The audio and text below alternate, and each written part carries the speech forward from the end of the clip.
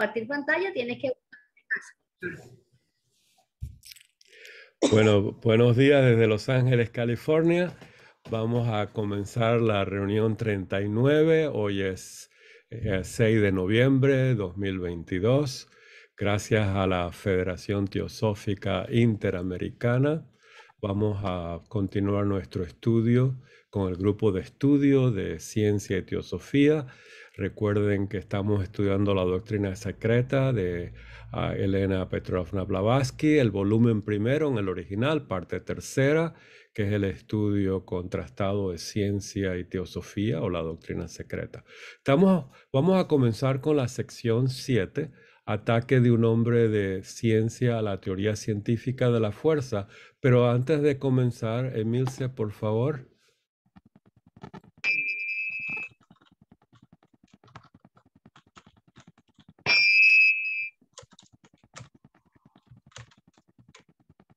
Gracias, gracias. Esta es una sección pequeña relativamente a lo que se ha estudiado anteriormente. No la vamos a leer en su plenitud porque ella hace una cita de un artículo que ella lo va a comentar. Antes de hacer ese estudio, tengo un repasito, ¿verdad? De lo que vimos en la 38. Y Blavatsky usa bastante, como se han dado cuenta, y los maestros también, la palabra materialista o materialismo. Y aquí en el cuarto punto nos dice desde el punto de vista del materialismo, así como piensan ellos, que reduce los principios de todas las cosas a la materia.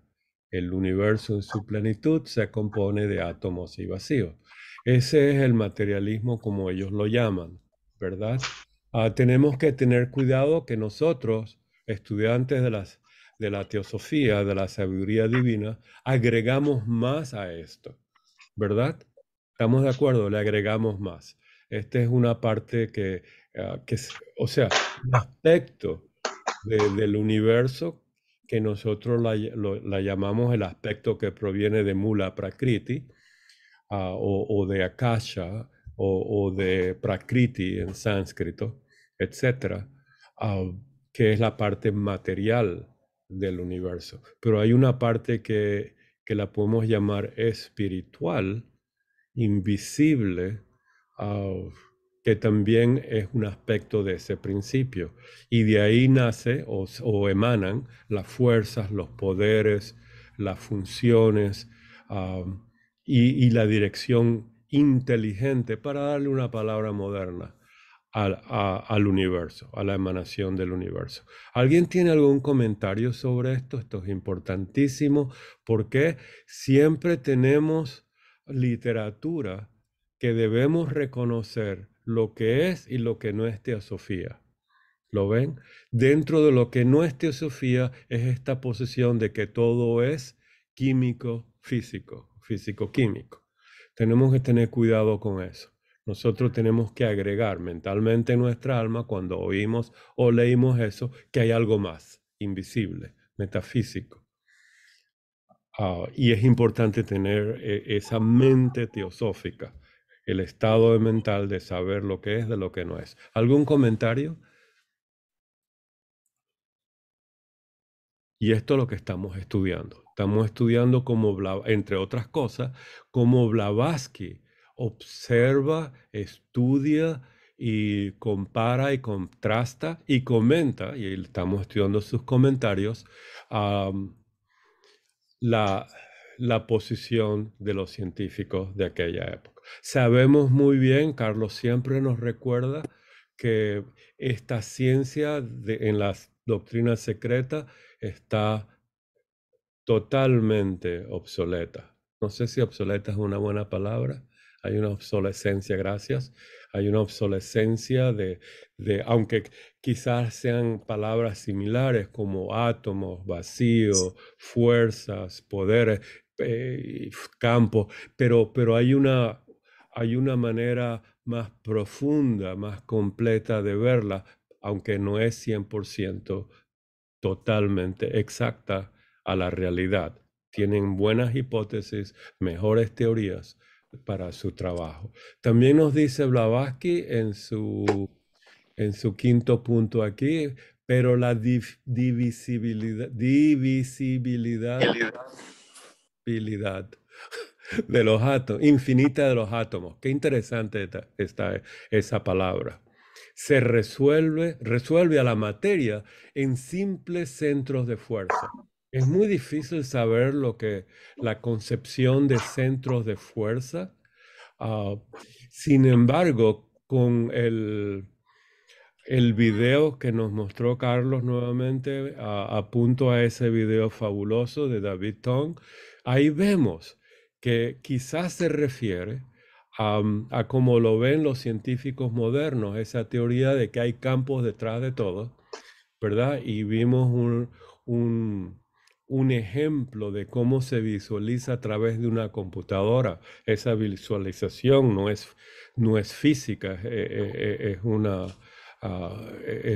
es un programa de la computadora donde trata de explicarnos lo que son esos campos y esas fuerzas y cómo la parte física se puede manifestar, ¿verdad?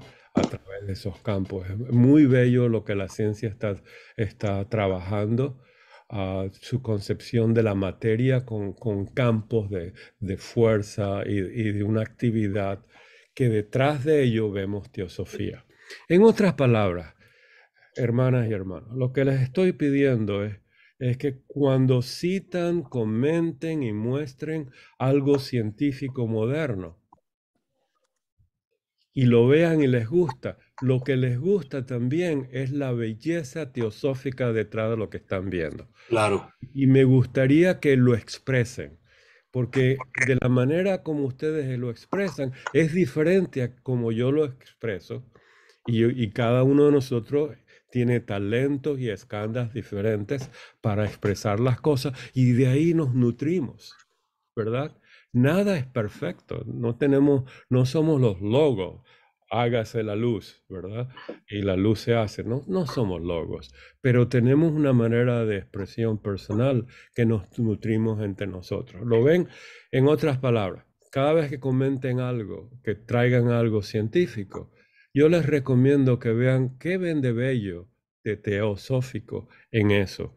Y eso es parte del chat. Así estamos practicando a la vida teosófica y agregar la realidad teosófica y tener una filosofía teosófica, metafísica, ¿verdad? De esta sabiduría divina. Y la podemos buscar en nuestro corazón, en nuestra alma, y buscar las palabras. Eso nos lleva a la investigación. Carlos. Sí, Martín, importante lo que dices y recordaba solamente una frase, un dicho que dice, claro, que a veces pensamos que lo teosófico, lo espiritual es un mundo aparte, y hay un dicho que dice que lo espiritual no es un mundo diferente, sino que es la esencia de este mundo. Ujú, Es decir, todo esto está unido, es como son como digamos, conciencia y materia, o espíritu y materia, son como las dos caras, el anverso y el reverso de una moneda. ujú, Entonces, de la misma manera que no hay una moneda con una sola cara, también cada vez que vemos un fenómeno físico, ahí justamente la belleza de esa de la ley, por lo menos a mí personalmente me gusta encontrar la ley, ¿no? Cómo funciona la ley y eso realmente te da una idea de esto que siempre hemos comentado y seguiremos comentando siempre, que es el FOHA, el aspecto de cómo la mente universal ha plasmado en las leyes del universo esa conciencia, esa ideación acerca de lo que es el universo. gracias, gracias, gracias. ¿Alguien más? Entonces eso es un buen ejercicio, ¿verdad? Ver, por ejemplo, esas fotografías de la NASA, que son extraordinarios de los nuevos telescopios, y Webb y Hubble y todos ellos, y ver una nebulosa, y nuestro alma se ensancha, ¿verdad? y se llena de luz y de amor y de esa belleza que estamos observando, poderlo expresar. Expresen la belleza, ¿verdad? Eso es algo logoico. ¿Lo ven? Eso es una función del logos en nosotros. Y es una buena emulación, es una buena eh, práctica de expresar lo que sabemos. Y tengan un cuadernito y escríbanlo primero en su cuaderno, y etcétera, etcétera. Julián, Hola, buenas tardes a todos. buenas tardes, Julián. Bienvenida. No, bienvenido. No, le quería preguntar lo siguiente. Por ahí es de una obviedad porque está explicado, pero quería como reforzar esto de la teoría atómica mata el materialismo. Ujú. Se lo mata a través de la subdivisión, digamos, de los aspectos que tiene el átomo que se subdividen. Y le quería también preguntar por el tema de la materia oscura, que es digamos, unos conceptos medios contemporáneos que han surgido. Algo que ver esto, digamos. No sé si queda claro, pero bueno, más o menos. Ok, hiciste dos preguntas, ¿verdad? Sí, Una sobre la sí, divisibilidad, hay muchas I ahí, ¿verdad? Habría que recortar algunas de ellas. Divisibilidad infinita de los átomos. Cuando la materia sabemos que es infinita, ¿verdad? Es como una línea. ¿Cuántos puntos hay en una línea? Es infinita, ¿verdad? Porque ese infinito se reduce a la parte espiritual. En otras palabras, como dijo Carlos, hay una moneda de dos caras. Una cara es el espíritu, la otra cara es la materia. Espíritus son la parte vibratoria, invisible, direccional, fojática. ¿Por qué? Nos dicen que Fohat es lo que une el espíritu con la materia. Eso está en el proemio. Entonces, cuando uno va de la materia, nunca termina. De dónde comienza una y termina el otro, ¿verdad? Son dos polos. Sin embargo, llega un momento que uno está tan infinitesimalmente metido en la materia que lo que va a encontrar son centros de fuerza. Y si sigue buscando, va a encontrar centros de laya. Y eso es el misterio de la teosofía, ¿verdad? Esos puntos de laya en el cual los arquetipos se van a formar, el Fohat se va a manifestar de una manera inteligente y direccional. Inteligente, lo único que digo es evolucionaria, ¿verdad? Evolutiva, que nos lleva a un impulso de una peregrinación de la mónada en todos los estados posibles, ¿verdad? Que son infinitos. Todo es infinito aquí, ¿verdad? Más o menos, esa parte. Ok, sí. la parte Oh, tenemos una mano. Daniel, sí, por Sí, favor. sí, no, gracias, Martín. No, Qué solamente bueno. quería decir que, bueno, no pude asistir, desgraciadamente, a la presentación que hablasteis de la tabla periódica. Creo que hablasteis, ¿no? No, En una no sesión todavía, pasada. no todavía. Lo Ah, voy a no, dejar para el todavía. tema del átomo, que ya viene dentro de poquito. Ah, bueno, pues entonces, mira, ¿sabes qué? Me reservo el comentario para cuando hablemos la tabla periódica porque le sacaremos más. Ahora, si tú tienes una clarividencia a lo que yo voy a decir, ¿por qué no lo dices? No. No, bueno, clarividencia, esto sería muy pretencioso de mi parte, Ok, pero lo bueno, que sí puedo decir es que Ujú. la materia a nivel atómico o sea, puede ser tan materialista como quieras, pero al final vas a parar a unos números, ¿no? Cuando analizas la materia, cómo se organiza, son los números de neutrones y de protones que tienen los núcleos estables. Hay unos 250 isótopos aproximadamente, que quiere decir que no se conoce desintegración nuclear natural. Y todos al final van a parar, todos los isótopos que son inestables, quiere decir que se van... va decayendo y Ujú. van emitiendo radiación beta y entonces van a parar a los núcleos estables, ¿no? Y esos tienen un número determinado de protones y neutrones. Y son, oh sorpresa, 7, para empezar. Y no Increíble, ¿eh? son, y no son números cualesquiera. Son unos números que si los trabajamos un poco con la cábala, nos dan mucha información.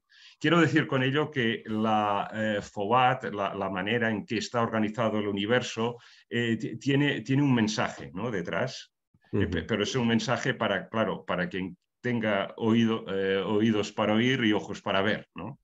Y bueno, no me extengo más porque no quiero protagonizar esto, pero quizás sí que lo desarrollaré un poco más cuando hablemos de la tabla periódica. Gracias, gracias. Y por favor, todos investiguen los átomos, las valencias, las tablas periódicas, los que les gusta, ¿verdad? Para que entre todos nos nutrimos.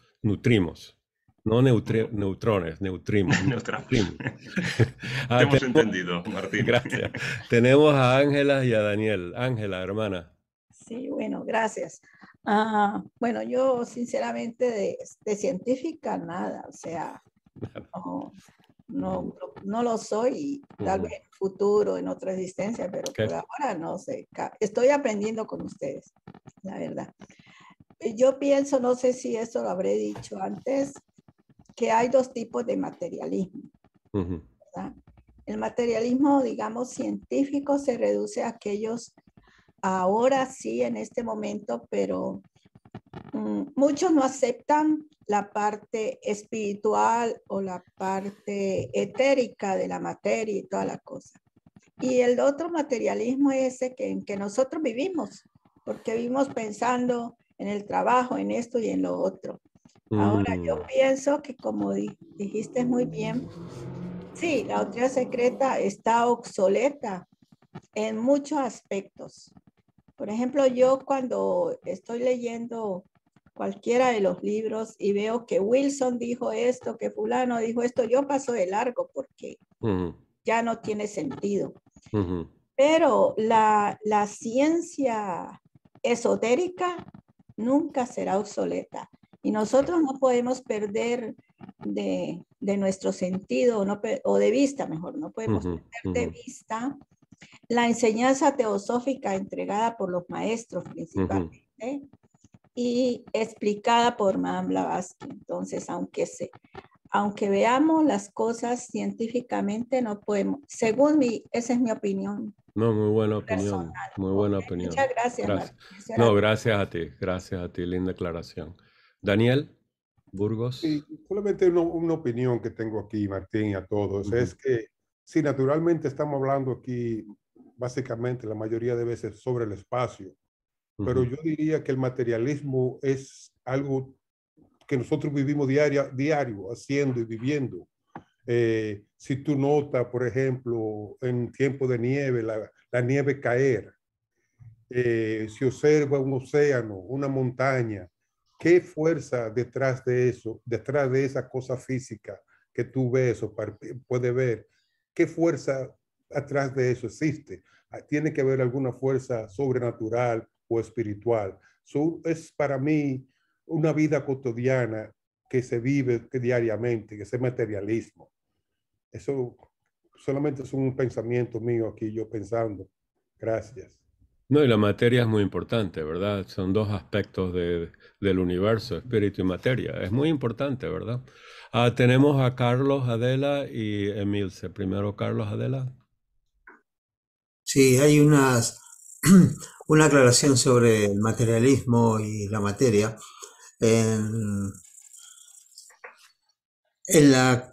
Algo que puede sorprender a veces es que en las cartas de los maestros a Sinet, en la carta 10, en el orden de Trevor Barker, o en 88 en la cronológica, la carta famosa, esta carta sobre Dios, que ellos hacen el maestro Cacha hace una declaración por ahí que dice: y nosotros creemos en la materia, y lo pone subrayado.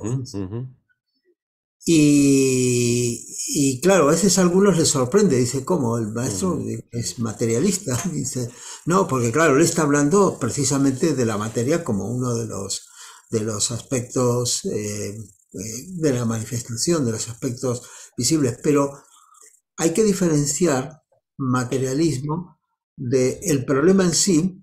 Es lo que se llama el reduccionismo, es decir, la corriente principal científica, especialmente en algunas especialidades como en la biología o esto, que El reduccionismo es esa corriente que piensa que todos los fenómenos de la vida, de la conciencia, son un producto de las combinaciones, conexiones, etcétera, de lo que ocurre, fenómenos que ocurren a nivel material, a nivel químico, a nivel físico, y que entonces eso produce todo esto que nosotros llamamos conciencia y de lo cual estamos hablando hoy aquí, por ejemplo. Y ese es el verdadero problema, el reduccionismo. Esa idea tan clara no estaba en la época de Blavatsky, y entonces siempre se ha hablado de materialismo o de no materialismo, pero creo que es importante diferenciar que no tenemos nada contra la materia, al contrario, y que efectivamente cuando intentamos dividir, porque siempre queremos ir un poquito más allá, ¿no? Entonces, en la época en que se escribió la doctrina secreta, no se sabía nada del átomo. No se sabía absolutamente nada, solamente se tenía... El nombre se sabía. El nombre, la idea de que, claro, debería haber unas cosas indivisibles, que como lo llamaron Demócrito, Leucipo y tal, que serían esas partículas fundamentales de la materia, que se llamaban átomos. Después, recién a principios del siglo XX, se comenzó a ver que el átomo estaba compuesto de cargas positivas, cargas negativas. Se creía que era como una tarta, el modelo de Thomson, ¿no? Que estaba todo distribuido por ahí. Después Rutherford comprobó que en realidad era un gran espacio vacío, que había un núcleo positivo y que básicamente el átomo era un espacio vacío, y después ya fuimos aprendiendo de los componentes, de los electrones, los protones, los neutrones, pero más adelante empezamos a querer también saber qué hay dentro de un protón, qué hay de qué es un protón, qué es un neutrón, etcétera, y entonces nos encontramos con los quarks, que primero se hizo a nivel teórico y luego fueron haciendo evidencias experimentales. Pero resulta que cuando más vamos, una cosa muy interesante, muy curiosa, por ejemplo, es que la masa de un protón no está dada por la suma de las masas de los 3 quarks que lo componen.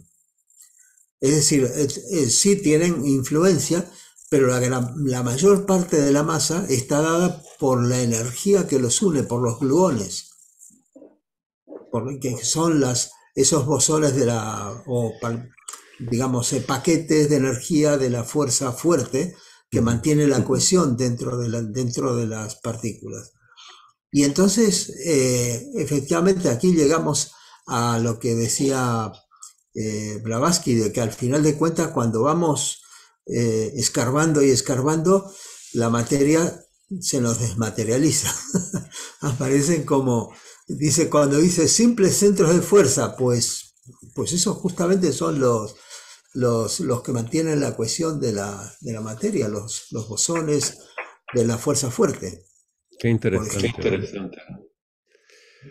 Carlos, ya que estás hablando, y Emilce, un momentito, porque también levantaste la mano. Carlos, ¿cuál es tu opinión sobre la materia negra y la teosofía? Julián nos preguntó eso y se me escapó.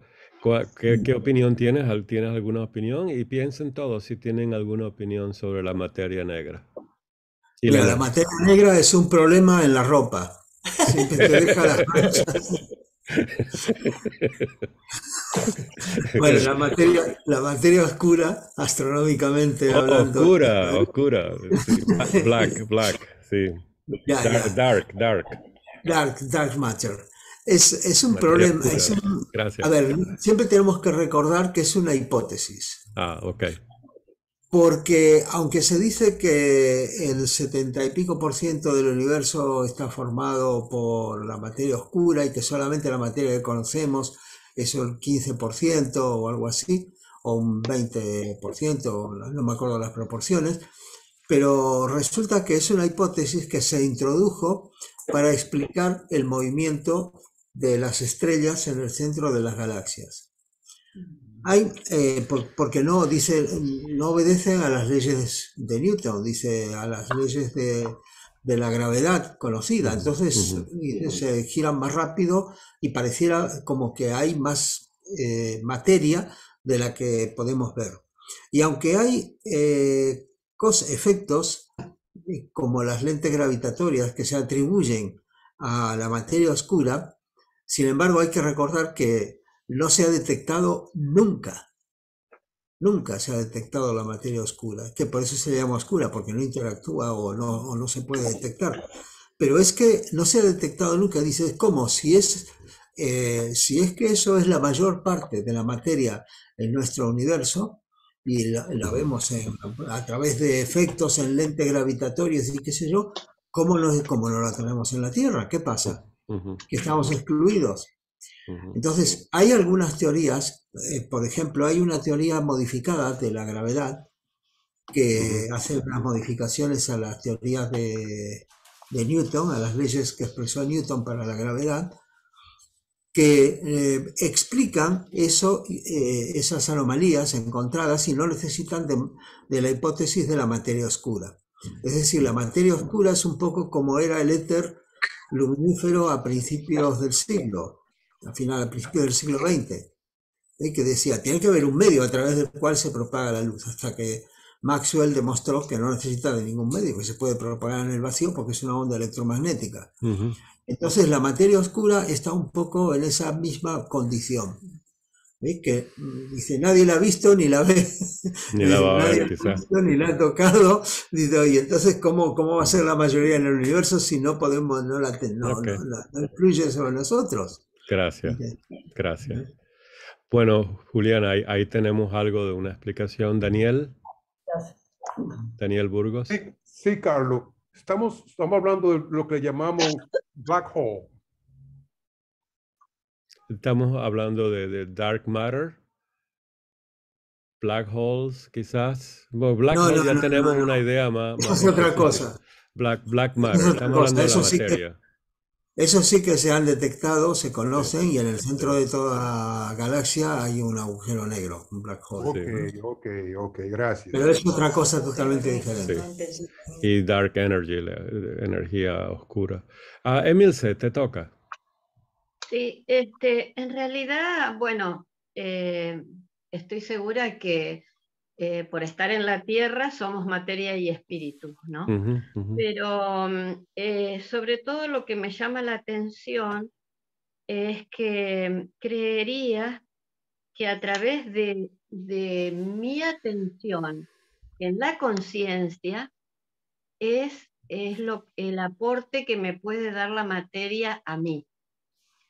¿Para qué cómo la pienso la materia? Por ejemplo, en una cosa simple, en una flor. Yo en una flor, si quiero, puedo ver todo lo que ella representa desde la semilla hasta cuando se muera la flor. Está representado todos los ciclos de la vida. Entonces, en la materia, si nosotros la observamos, con un grado de entrega desde nuestra conciencia, es que nos puede enriquecer un montón en comprender cada cosa que pasa en el universo. Incluso captar esa energía que no se puede demostrar. Porque hay energías que creo que yo me arriesgo a decir que uno a ver, yo no soy vidente ni nada, ni de nada, pero por ejemplo uno en un grupo de estudio puede captar esa buen sentir, esa amistad, ese compartir desde un lugar profundo. Entonces hay cosas que aunque no las veamos, se pueden llegar a comprender. Nada más, eso era. Gracias, me gustó el montón que dijiste. Cuando ves hay un montón de energía ahí. Esa es la belleza teosófica. Recuerden lo que nos dijo Platón, que cuando uno ve cosas, el filósofo, traducido, el teósofo, ve ideas luminosas, ¿verdad? Que informan a la cosa de su función, de su ciclo, de sus estados evolutivos, de su número, de su color, de su aroma, etc. Esa es la belleza que vemos y ahí nos nutre un montón. Eso es lo que casi no lo Gracias. dice Platón. Eso era Muy lo que bello. yo quería decir. Claro, Eso y es lo esa que es yo la quería parte decir. que quiero Pero lo mío estimular no en está todo. ustedes, que vean, no solamente que observen la belleza de las cosas, pero que la traduzcan en ver el arquetipo, ver la idea, ver la función, ver su parte en todo el cosmos, porque es un pedacito del universo, ¿verdad? Y a la vez es todo el universo, como bien lo dijiste. Somos Alaya, uno con Alaya, ¿verdad? En la voz del silencio. Muy lindo, gracias. Bueno, vamos a seguir. Recuerden que la palabra movimiento la hemos estudiado bastante, por aquí la vi. Todo lo que sea movimiento, ¿verdad? Está en teosofía traducido, hay una fuerza y un poder, hay una inteligencia detrás de ello. Si ustedes ven a Martín en la calle caminando hacia el sur, saben que voy a comprar agua, a comprar leche, a comprar algo, ¿verdad? Hay eso es inteligencia. Voy a salir de compra. No es que no son materia y átomos moviéndose en las aceras de Los Ángeles. Hay una inteligencia adentro. Reducirlo, como una linda palabra usó Carlos, reducir todo el movimiento a algo físico-químico solamente a eso es una atrocidad. Teosóficamente, es un materialismo. Hay que ver detrás de todos los movimientos, de los astros, de nosotros, de las plantas, del viento, de la tierra, esa inteligencia. Daniel Gambús. Sí, voy a hacer una pregunta, a ver cómo lo veis. ¿Hace falta espacio para que haya movimiento? Ok, sí. Y aquí viene la parte interesante de la idea del espacio. Ese sí es mío, después lo abro, ya que me hice el jump. Bueno, lo siento. Entonces, fíjense, la doctrina nos da el vocabulario que necesitamos en el proemio para ser teósofos, para ser filósofos, para ser ocultistas. Entonces, en el proemio nos dice que la realidad es una, y es un principio uno, eterno, omnipresente, etcétera, etcétera. ¿Se acuerdan? La primera proposición fundamental. Pero también es periódico. En su periodicidad, ese principio uno se traduce de dos maneras. Así nos dice Blavatsky que lo pensemos. Y estos 5 términos que va a usar, 3 y 2, 5 términos que va a usar Blavatsky, es como ella nos da la filosofía de cómo percibir, cómo intuir, o el vocabulario del alma para ver las cosas teosóficamente. Nos dice por un lado, cuando vean ese principio uno eterno, que es el universo eterno, pero en su aspecto periódico, aparecen en dos formas. Uno, en su aspecto abstracto y eterno, que es el movimiento, la duración y el espacio. Espacio, duración y movimiento. Esos 3 son indispensables para la periodicidad del universo. Pero hay otro lado de la moneda, estas 2 caras de la moneda, que si eso es cierto, se necesita para Brahman en Mula Prakriti. Son 2 términos que ella usa para explicar entonces el impulso monádico para Brahman, Atma, de acuerdo a la definición, es un rayo de para Brahman, ¿verdad? Y Buddhi es una gota de Mula Prakriti en su aspecto periódico. Entonces, por un lado, yo digo que sí, porque por un lado, para concebir el universo eterno en su aspecto periódico, ¿verdad? Vemos que tiene que haber movimiento, espacio y duración. Pero esas son ideas abstractas, ¿verdad? Absolutas y abstractas. Entonces, cada una de estas ideas se convierte periódicamente en un espacio que es ilusorio, en un tiempo que es ilusorio y en un movimiento que es ilusorio. Esa es la belleza de la teosofía. Espacio ilusorio, que significa que en realidad no existe, porque es eterno. Entonces, de ahí que nos dice Blavatsky la naturaleza ilusoria de la materia, ¿verdad? Aquí en la última línea. Entonces, todos los aspectos periódicos son ilusorios porque son cambiantes. De ahí que uno puede decir, la materia es periódica y eterna. Prakriti es periódica, Mula Prakriti es eterna. Prakriti es ilusoria, Mula Prakriti no cambia. Es una sustancia, como la decía Platón o Aristóteles. Lo mismo pasa con el espacio. Hay un espacio absoluto, hay un espacio ilusorio que se puede manipular, que se puede hacer esto. Y hasta Einstein mostró, y Blavatsky hubiera estado contentísima, que se puede cambiar de acuerdo a la masa, ¿verdad? La masa afecta al espacio, el espacio afecta a la masa, y la gravedad está metida en todo eso. Es una belleza. Entonces, yo diría que sí, ¿verdad? Que es eterno, por un lado, que no se puede concebir, pero tiene un aspecto ilusorio, periódico, que se puede manipular, el espacio. Entonces podemos tener leyes del universo, del mundo material, ¿verdad? Que está definiendo la parte del movimiento, espacio y tiempo. Algo así, ¿verdad? ¿Alguien tiene otra visión sobre esto? Este es un tema muy, muy importante porque nos lleva a la base, al fundamento de la teosofía. Dime, Daniel, sí. Sí, volviendo a mi pregunta, si hace falta espacio para que haya movimiento. Bien, tú ya has dado una buena indicación, el espacio ilusorio. Exactamente, con un movimiento ilusorio en un tiempo ilusorio. Exacto. Periódico. Entonces, la física moderna misma va más allá del espacio físico y dice que una nueva manera de entender el espacio es transmitir una señal, la que sea. Entonces, vamos más allá del nivel físico, ¿no? Vamos al nivel ya de conciencia, por ejemplo, ¿no? Transmitir un pensamiento y que alguien tenga capacidad de captarlo. Allí es transmitido de alguna forma una señal, ¿no? Claro. Y no hace falta ningún espacio. O sea, que incluso la física más moderna concibe ya el espacio no como un espacio físico, sino como un medio que transmite una señal. Y entonces entramos en el campo de fuerzas, entramos en otras dimensiones. Y entramos en un mundo, un plano mental que tiene sus propias leyes. Por ejemplo, si yo estoy en Saturno, ¿qué me pasa cuando me pego la cabeza contra algo? Veo los anillos de Saturno rápidamente.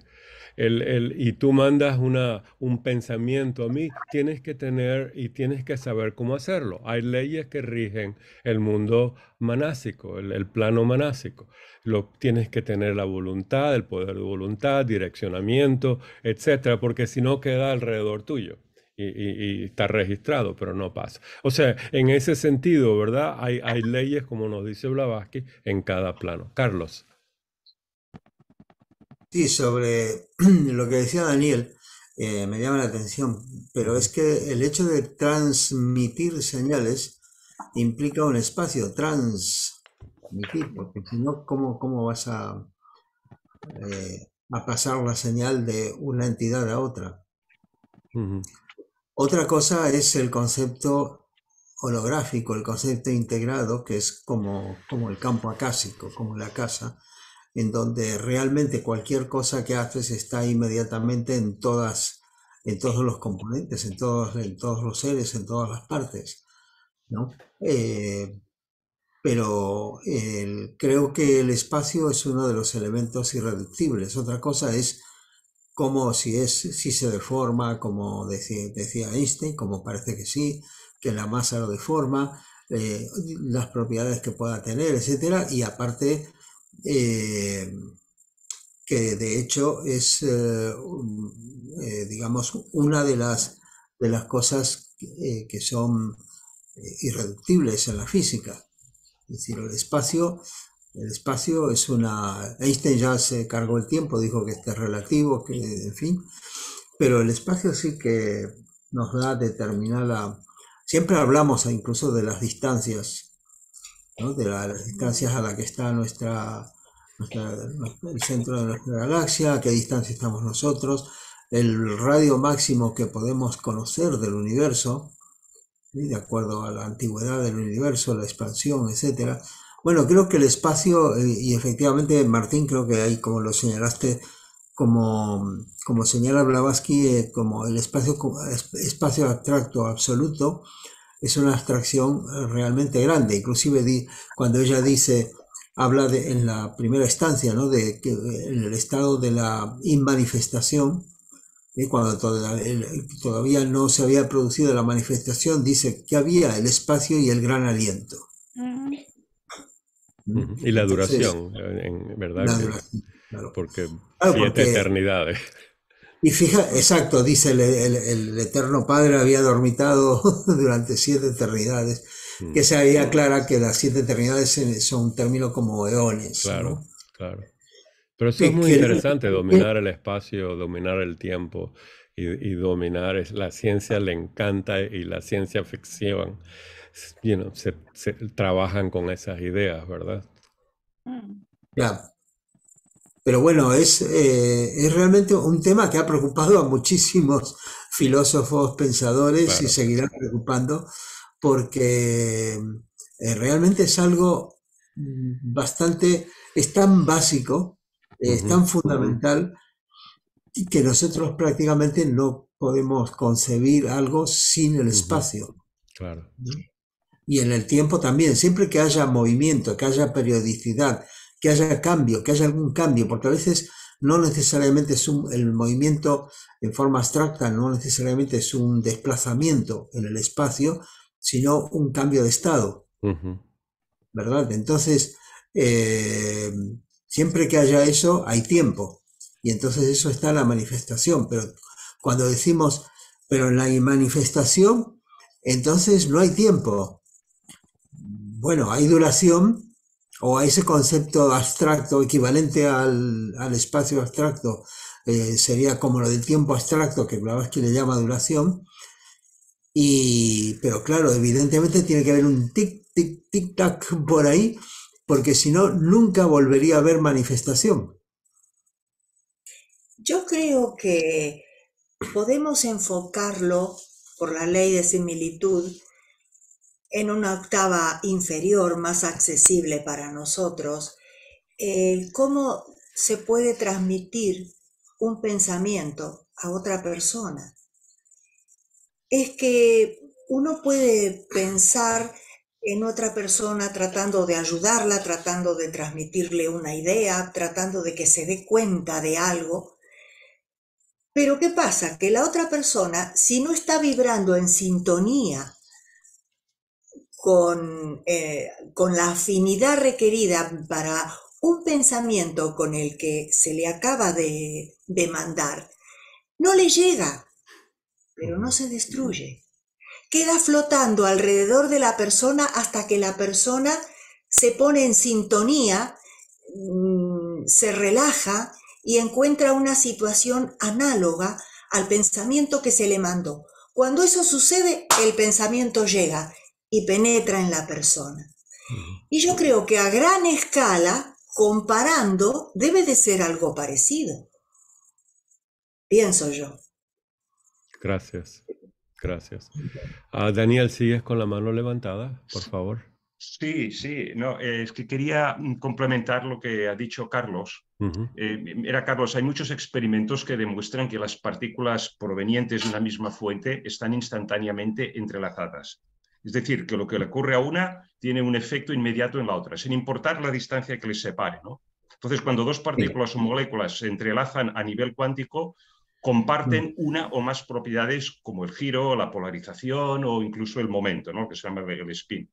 Este efecto persiste incluso si se aleja unos objetos entrelazados del otro. Y este fenómeno en física cuántica se conoce como coherencia deslocalizada. ¿Qué implica esta extraña propiedad de los campos cuánticos de partículas, átomos e incluso moléculas? Bueno, pues que los campos cuánticos asociados a cada partícula no están localizados en un lugar del espacio en un momento dado, sino que tienden a ocupar todo el espacio-tiempo. En otras palabras, pasan del espacio-tiempo y pasan información. ¿Eso se queda solamente en el mundo de la materia inerte? No. Hay muchas evidencias en el mundo biológico que la construcción del tejido vivo o la reacción del tejido vivo a una agresión externa se transmite simultáneamente a todas las células implicadas de ese organismo vivo, ¿no? Sin ningún enzima o proteína que se segregue y que transmita la información de una célula a la otra. E incluso hay una información, una nube de información que esas células saben cómo construirse y crear el tejido, ¿no? O sea que hay, y que seguramente ese conocimiento se debe, aunque no se ha podido demostrar, a esta coherencia deslocalizada, a estos campos cuánticos que están por encima de una realidad espacio-tiempo. Gracias, Esto es Daniel. como lo veo. Daniel, Gracias. si me- Carlos, si me permites, no vamos a pasar en Vale, vale. Disculpa, explicar me lo he ido mismo en demasiado por el tema. diferentes palabras. Yo sé que tú has hablado de esto aquí, lo tenemos en los videos, pero el tema de hoy es un poco diferente que el tema cuántico. Y tú expresaste ideas, él expresó ideas, estas ideas las podemos expresar toda la vida. Así que si me permiten, vamos a seguir en esto, a menos que tengas algo diferente sobre este tema de que estamos viendo en estos momentos. No, era solamente una acotación. Daniel, sí conozco el tema del entrelazamiento cuántico y la necesidad de la no localidad, como lo expresó Stuart Bell con el teorema de Bell, pero eso para mí, dice desde el punto de vista teosófico, ¿qué significa? Que las dos partículas o las n partículas entrelazadas son parte de una misma realidad, no son parte de una misma, sí, son la misma realidad, aunque estén distintas en el espacio. Y eso para mí es algo maravilloso que nos indica precisamente la unidad de la vida, que inclusive a nivel físico es posible, hay evidencias de la misma. Gracias, gracias. Emilce tenía la mano, no Ángela o Emilce, ¿alguien tenía una mano que la quitó? No sé. Sí, fui yo que la quité, pero no vale la pena. Sí. Bueno, en cualquier momento la puedes levantar. Daniel Burgos. Y una pregunta para Daniel y Carlos. ¿Qué pasaría, un ejemplo, dos personas en diferentes lugares del mundo soñarse con el mismo sueño, exactamente es igual? ¿Había alguna reacción con eso en algún sitio? El mismo sueño, dos personas diferentes en diferentes lugares, soñarse el mismo sueño.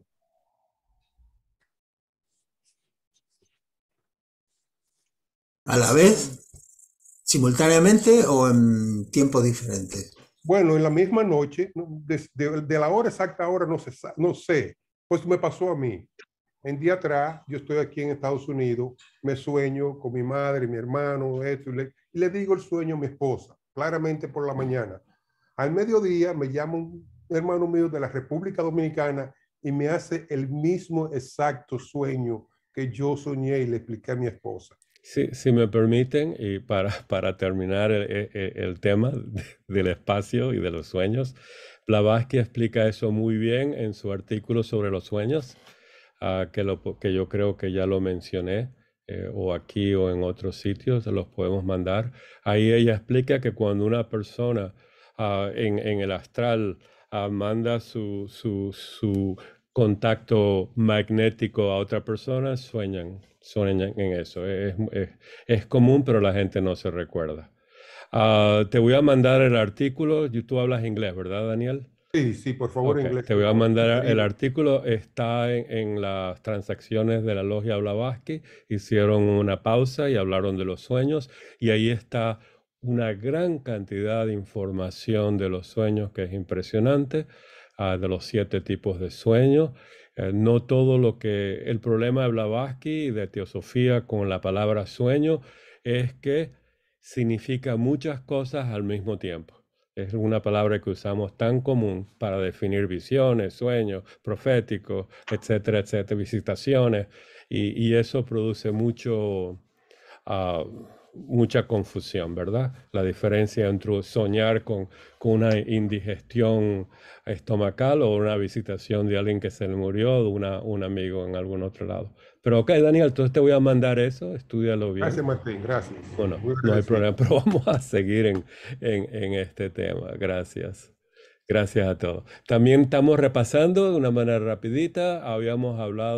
Blavatsky había hablado que la fusión de las dos ciencias, arcaica y moderna, ¿verdad?, exige el abandono de las líneas materialistas actuales. Ya habíamos hablado suficiente, hemos hablado suficiente lo que significa materialismo para ellos.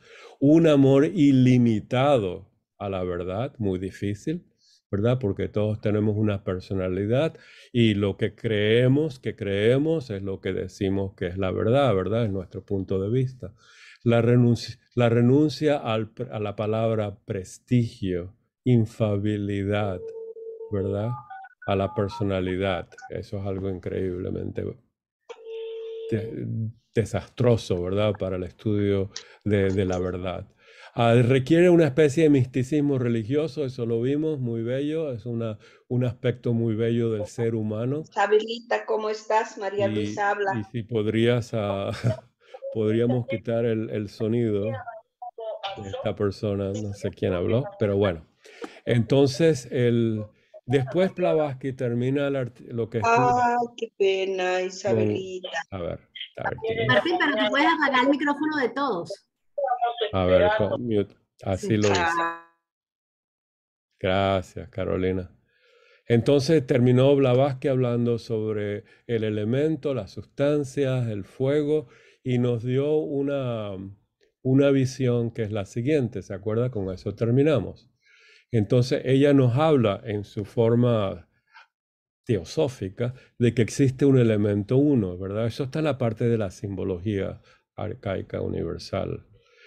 Ese elemento uno, cuando se manifiesta el universo, desenvuelve en 7 elementos. Esos 7 elementos son jerárquicos, por decirlo así, aparecen a través del tiempo, ¿verdad? En estas 7 eternidades que va a ser nuestra manifestación. Y se están todavía concretando, manifestando, etc. Esos 7 elementos, 7 veces 7, forman 49 elementos arquetípicos. Es como hablar del arquetípico del ser humano, el arquetipo del ser humano. ¿Se acuerdan? El arquetipo de la manzana, el arquetipo del árbol, del sistema solar. Todo tiene un arquetipo. Hay que estudiar Platón para entender lo que es el arquetipo, la idea, ¿verdad?, de las cosas. Que informa las cosas. Ahora, lo más difícil de observar es cómo el arquetipo del ser humano se convierte en una forma del ser humano. El arquetipo búdico, por decirlo así, del ser humano, tiene un arquetipo mental en ese plano, tiene un arquetipo astral en ese plano, tiene un arquetipo pránico en ese plano, y al final es un ser humano que en nosotros está informando el DNA. Creo que eso se dice diferente en español. ¿Alguien sabe cómo se dice DNA en español? ADN. ADN, gracias. Que está informado en el ADN cómo estructurar un ser humano y sus escandas y parte de su karma, todo está ahí, ¿verdad? Pero cómo pasar de este mundo metafísico que estamos estudiando al plano físico, donde tenemos esa tabla periódica que la vamos a estudiar, donde Blavatsky dice que estos 49 elementos arquetípicos se van a transformar en 343 elementos naturales, ¿verdad? Cuando estos 7 elementos primordiales estén todos manifestados en algún momento. Por ahora sabemos que hay 92 elementos naturales. El uranio creo que es el 92. Tenemos los demás hasta el 118 hechos manufacturados en laboratorios, inclusive uno muy importante para nosotros, que es el plutonio, porque lo usan bastante en las armas nucleares y en otras cosas buenas y malas, el plutonio 94. Entonces tenemos elementos que son muy inestables, todavía no pueden ser estables, todavía no tienen usos en la naturaleza. Algún día, cuando estemos ya en otros globos y tengamos, recuerden, estos 7 elementos primordiales ya manifestados con sus 49 elementos arquetípicos, sí, manifestados, y tenemos una naturaleza física o material o substancial que pueda tener esos elementos hasta el 343 que sean estables, que tengan su función. Y hay que pensar bien, ¿verdad? ¿Por qué se necesita tantos elementos, etcétera, etcétera? Esto es un aspecto muy interesante de la teosofía, que por favor busquen material en la doctrina secreta y expandan estas ideas que estudiamos un poquito hace 2 semanas. ¿Lo ven? Lo más difícil para el que estudia Platón, para el que estudia Vedanta, para el que estudia teosofía, es pasar del plano metafísico al plano físico, porque el plano físico de nuestros 5 sentidos, que es lo único que tenemos en este momento, con un poquito metafísico, ¿verdad? Psíquico, intuitivo, etcétera, un poquito de esa visión clarividente que todavía tenemos o que estamos manifestando. No vemos esto completamente. ¿Lo ven? Más o menos. ¿Entienden? Lo que los estoy invitando es que busquen más información en teosofía y, como dice ella, ¿verdad? Que búsquenlo en la Kabbalah, búsquenlo en la alquimia, búsquenlo en la Vedanta, búsquenlo en el budismo. Eso está en todas partes, algo muy bello para estudiar. Entonces, vamos a eso. Fue un pequeño repaso de 1 hora, no está mala. Y vamos al nuevo tema. El nuevo tema, por supuesto, es el tema que continúa, es la sección 7. No sé si lo ven, vamos a expandir un poco el zoom. Estamos a esto, ok. Vamos a ir a 190, a ver. Es un Como lindo 200, número. un poquito más todavía. Más de 190. Sí, Ok, sí. 220 creo que lo ponías, ¿eh? 220. Sí. Ah, Algo qué por ahí. belleza. Wow. Sí, está perfecto. Gracias, ya puedo leer. Ya puedo leer. Bien, vamos a seguir. Como les dije y como saben, que los que han leído esto, ella va a poner sus comentarios, como ella siempre los hace, en un artículo. Esta sección 7 es un estudio que ella hace sobre el artículo del doctor Richardson sobre la fuerza solar y fuerza terrestre. Recuerden siempre lo que nos dice Carlos, esto es un vocabulario ya obsoleto, son ideas obsoletas. Lo que vamos a concentrar es cómo Blavatsky es capaz de, leyendo algo, de ver teosofía en ello. ¿Estamos de acuerdo? Eso tenemos que adquirirlo. Y eso nos va a servir si lo practicamos para leer cualquier libro de ciencia, filosofía, de religión, de lo que sea, de arte, y ver teosofía en ello. Porque no todo lo que dice la gente es teosofía. ¿Lo ven? Entonces, dice lo siguiente. Hemos de citar ahora en favor nuestro las sabias palabras de varios hombres de ciencias ingleses, condenadas por unos pocos como cuestión de principio. Son tácitamente aprobadas por la mayoría. Que uno de ellos casi predica doctrinas ocultas, doctrinas ocultas. Fíjense que lo que yo estoy diciendo. Recuerden lo que les he dicho sobre el segundo objetivo de la sociedad teosófica. El fomentar el estudio comparado de ciencias, religiones y filosofías. Eso está muy mal escrito, recuerden eso, está pésimamente escrito. Lo que debemos hacer, y por favor oigan bien, es comparar, contrastar y sintetizar teosóficamente lo que estamos estudiando. Así lo hace Blavatsky. Ella no compara ciencias con filosofía, no tiene ningún sentido. Ella no compara religiones con ciencia, no tiene ningún sentido. Ella no hace nada de eso porque ella no escribió eso. En la clave de la teosofía, ella nos pidió en el segundo objetivo que estudiemos la sabiduría antigua, como se encuentra en el Oriente, en los Vedas, en la Kabbalah, en los libros sagrados. ¿Entienden? Eso es lo que ella escribió. Después cambiaron a una línea que nunca van a encontrar nadie que ha hecho un trabajo sobre eso. Nadie. ¿Han encontrado el manual del segundo objetivo de cómo trabajarlo? La gente dice que es muy bello, que uno enfoca la mente, el manas, pero ¿cómo? ¿Cómo lo hace? ¿Qué trabajo has hecho tú? Le digo a la gente y me tienen miedo en eso. En ese segundo, ¿cómo haces, cómo comparas tú ciencia y arte y filosofía? No. Lo que hay que hacer es, sabiendo teosofía, que es la síntesis de todas las cosas, la esencia de todas las cosas. Entonces, ver lo que nos puede aclarar la ciencia, ver lo que nos puede agrandar la filosofía, la iluminación de las religiones. Todos ellos dan algo, aportan algo, entendiendo lo que es teosofía. Ese es lo que quiero darle de mí, ¿verdad? Y cada uno tenga sus propias palabras. Si les gusta como está escrito, está bien, pero no lo van a hacer. A ver, dime. Hermano, y el tercer objetivo también está cambiado, porque le quitaron psíquico allí. Le quitaron la parte psíquica porque la hicieron más bonita, ¿verdad? Sí, exacto.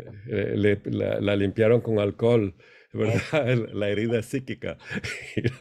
y le quitaron eso. La teosofía de hoy en día no es la teosofía de Blavatsky, ¿verdad? Martín, dime. Soy Jimena. Mira, yo pienso que hay que verlo de adentro hacia afuera. Esa es la única forma. De adentro, de internamente hacia afuera. Muy cierto, Esa muy es la cierto. única forma que lo puedes ver y compararlo teosóficamente. Exactamente. Porque si no está incorporado en ti, es difícil hacerlo. Exactamente, pero lo que les estoy pidiendo cuando estudien algo de ciencia, de filosofía o de religión, teniendo la fundación teosófica, vean, comparen y contrasten en lo que les puede servir para aumentar, para crecer teosóficamente, para adquirir luminosidad, no por el sentido hecho de comparar las cosas. Eso lo hacen las universidades.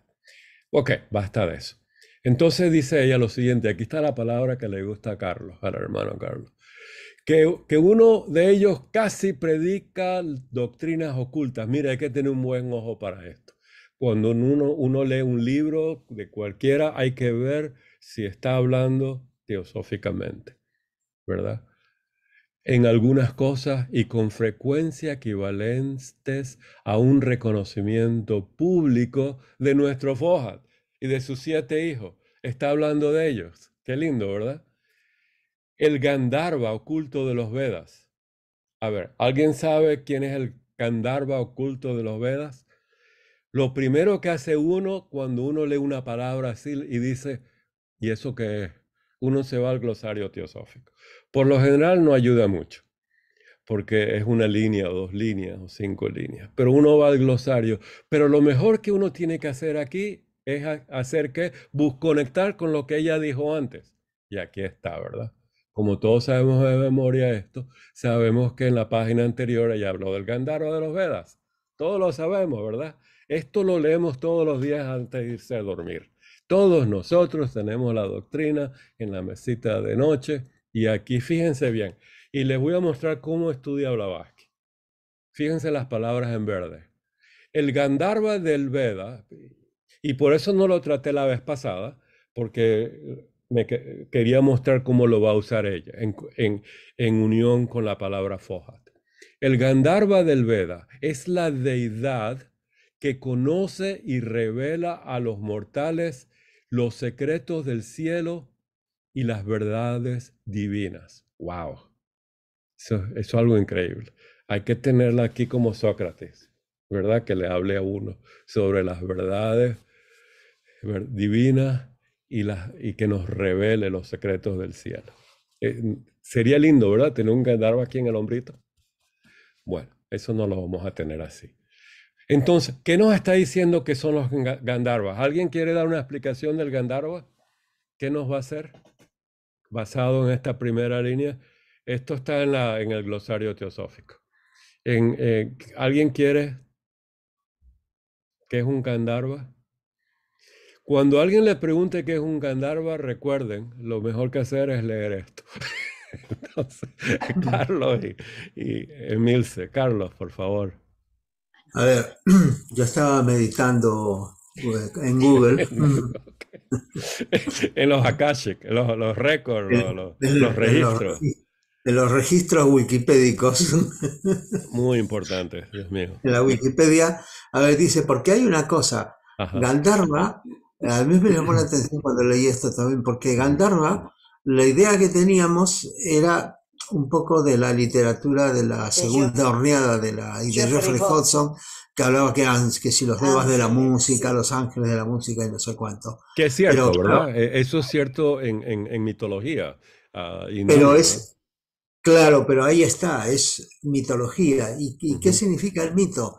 Y aquí en la Wikipedia, muy interesante, la definición corta que hace, dice, los Gandharvas son un tipo de deidades en la mitología budista e hinduista. Y dice esto, son músicos de los planetas celestiales superiores. ¡Wow! Músico, qué lindo, gracias. El músico es el que toca el instrumento, el que hace que la cosa funcione. Y entonces por eso la relación con Fohat, que son las leyes. Qué lindo. ¿Cómo decía Pitágoras en la música de los música de las esferas? De las esferas.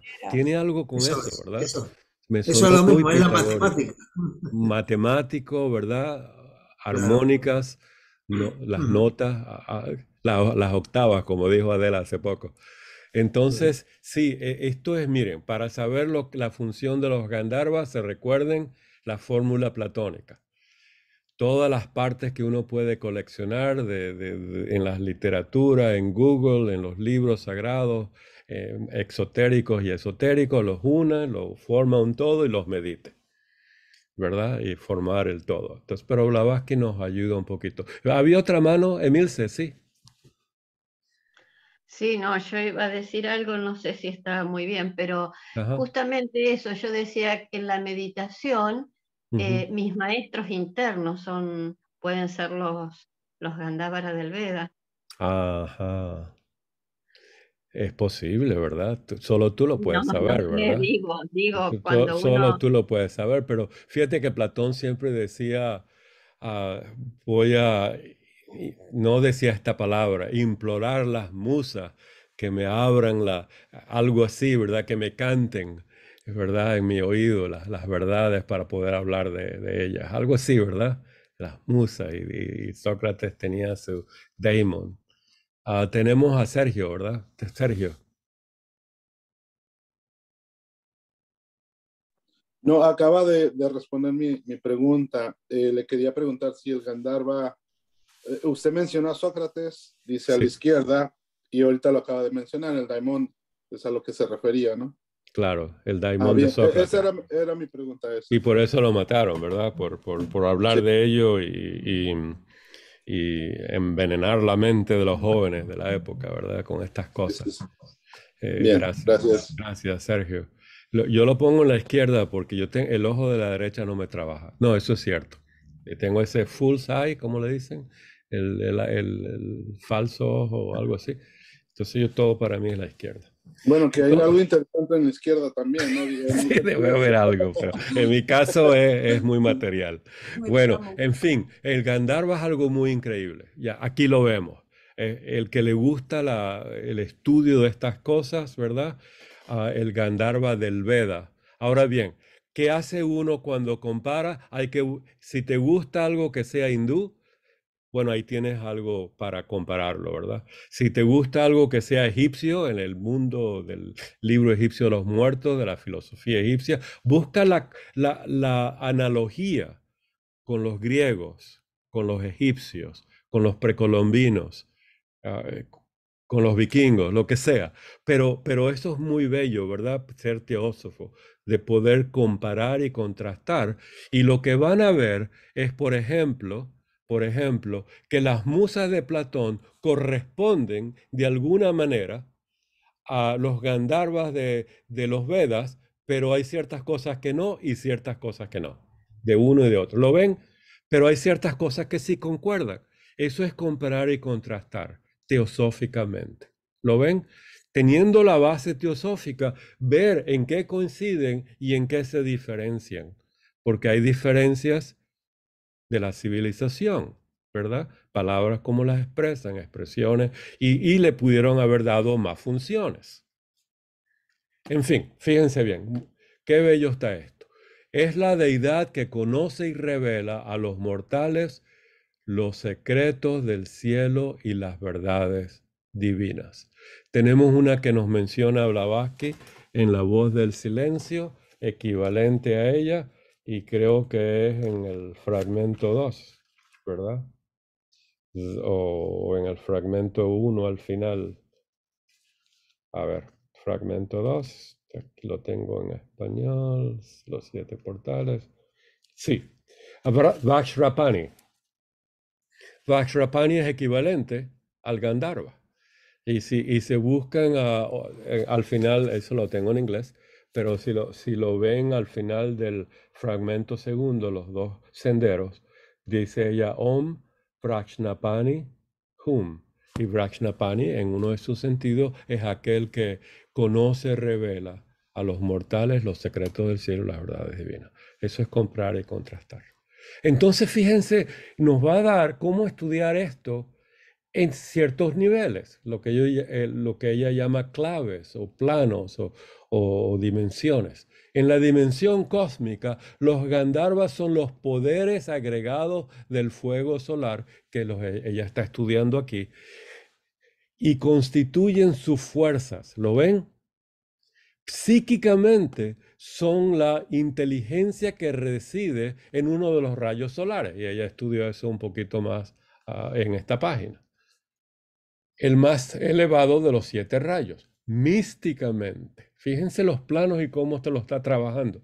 Así debemos trabajar nosotros, ¿lo ven? Nos está dando una herramienta.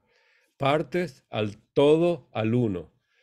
Místicamente, son las fuerzas ocultas del soma, la luna o planta lunar, y el brebaje producido por esta. Entonces hay que estudiar lo que es el soma, ¿verdad? Lo que son esas fuerzas ocultas, lo que hace la ambrosía quizás, ¿verdad? De los griegos, la soma de los hindúes, etcétera, ¿verdad? Físicamente son las causas fenomenales. Oh, qué interesante. Todo lo que producen los fenómenos de la naturaleza está causada metafísicamente con algo relacionado a los Gandharvas, a la idea de los Gandharvas. Espiritualmente, las numenales del sonido y la voz de la naturaleza. Ahí me recuerda lo que le llevó Carlos, ¿verdad? De las vibraciones, ¿verdad? La música de las esferas de la naturaleza. ¿Ven qué lindo está esto? Entonces nos dice, por esto son llamados los 6,333 cantores celestes. ¿Saben el número de dónde viene 6,333? Los tienen de tarea. Y músicos de Loka, de Indra. ¿Saben lo que es Loka? Loka es la localidad, el cielo de Indra. Pero aquí no hay cielos en teosofía.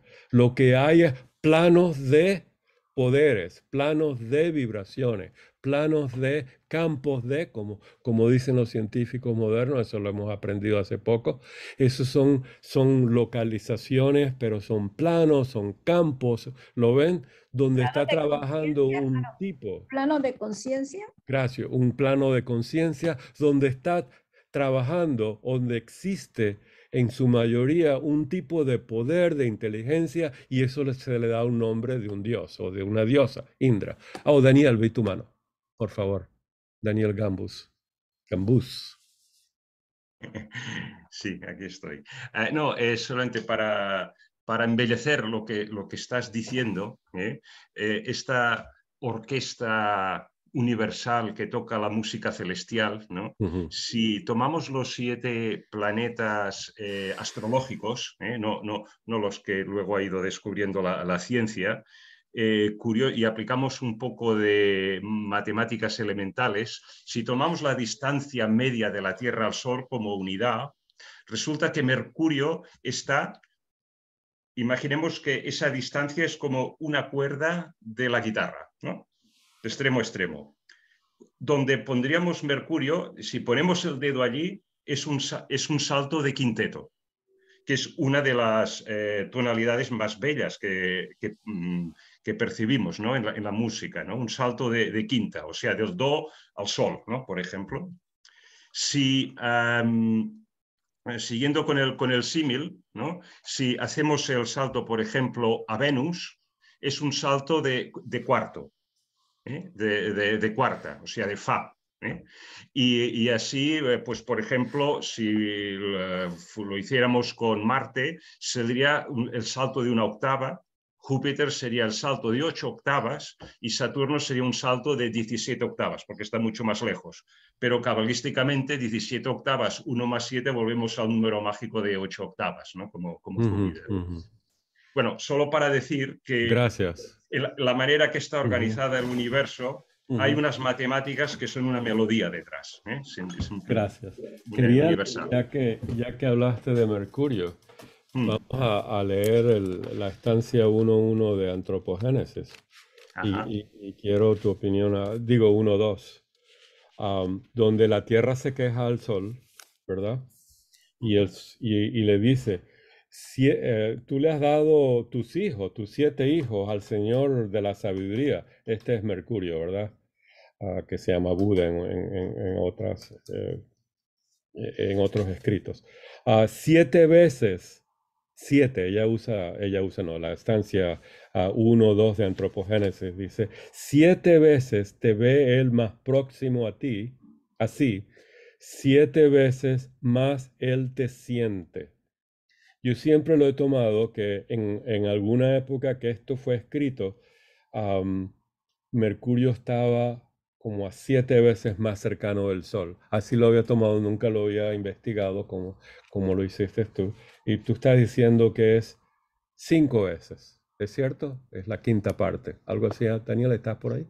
Sí. De hecho, es algo así como la distancia del Sol a la Tierra, 0,38, es más o menos. Que es como un acorde 3/2, que es de quinteto, un salto de quinteto. Perfecto. Fíjate que aquí dice séptimo. Qué interesante, ¿eh? Quizás estas dimensiones han cambiado o quizás no calibraron la regla los adeptos de aquella época. Es lo que dice la astronomía de hoy. No, y eso no, yo no tengo duda. Pero tiene una armonía, ¿eh? Tiene una armonía. Lindo. Tiene una armonía. Ok. Entonces, nos da un número de estos cantores celestiales, 6.333. Están en el loka de Indra, en el Haya de Indra, en el reino de Indra, en el campo, en el cielo de Indra, ¿verdad? Que personifican hasta en número los varios múltiples sonidos, los varios y múltiples sonidos de la naturaleza. Muy interesante el estudio de los Gandharvas y de los sonidos de la naturaleza. En las alegorías posteriores se dice que tienen un poder místico sobre las mujeres. Esto lo vamos a censurar, ¿eh? Y que las aman. No vamos a llegar a tanto, pero Blavatsky sí la... Este amor es platónico, por supuesto. El sentido esotérico está claro. Eso está para Blavatsky, claro. Y cuando ella dice, esto está clarísimo, bueno, eso hay que pasar toda una vida estudiando. El sentido esotérico está claro. Son, nos explica por si acaso, una de las formas, si no los prototipos, está la palabra platónica, ¿verdad? De los ángeles de Enoch, los hijos de Dios que vieron que las hijas de los hombres eran hermosas. Eso está en el libro de Enoch, muy interesante, muy teósofo, muy místico, muy difícil.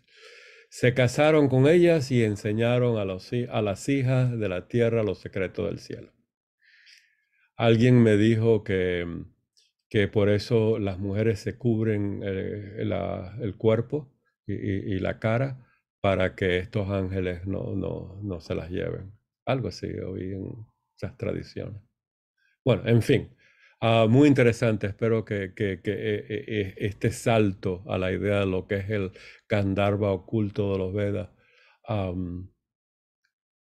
les traiga esa necesidad de estudiar más esto. Carlos.